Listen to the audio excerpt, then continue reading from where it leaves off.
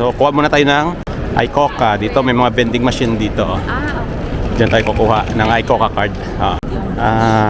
Cash, cash na lang gamitin natin. How do we manage this? English. Coca. Then, how much? 5 lang. So, yeah. May change yan.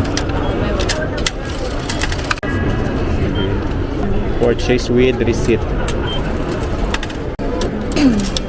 So, ayan siya. Lumabas na yung sukli, yung resibo, at saka ito na yung card.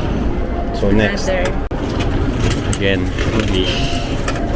iCoca. 5. Insert. Then, agree. Purchase with receipt. Ayan na siya. Lumabas na siya. Wala nang sukli. Okay, so ito na yung aming iCoca card.